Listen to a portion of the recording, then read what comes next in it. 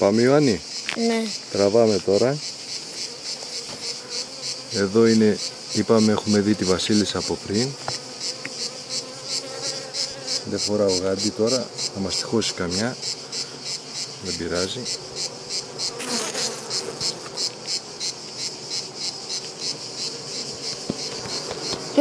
Η μέλισσα, μια μέλισσα που πήγε. Και τώρα Τη βλέπεις?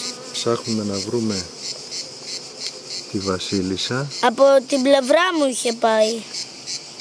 Τη βλέπεις πουθενά? Κάπου πάντως είχε πάει από την πλευρά Κάπου μου. πάει και κρύβεται.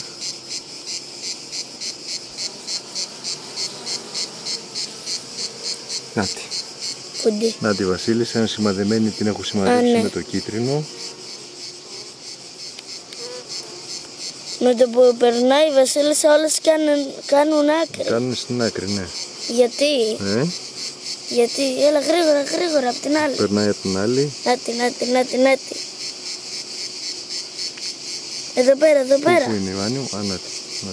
Ναι. Γρήγορα. Ξαναπερνάει. Κάθε φορά που είναι ντροπαλή η Βασίλισσα αυτή. Μας κρύβεται από την άλλη. Το ξέρω, πούντι. Άστινα τώρα, δεν πειράζει. Λοιπόν, να τη βάλουμε τώρα πάλι μέσα. Ναι. Νάτι, εδώ. Πού είναι, ήρθε από εδώ? Νάτι, ναι. Αυτή είναι η Βασίλισσα.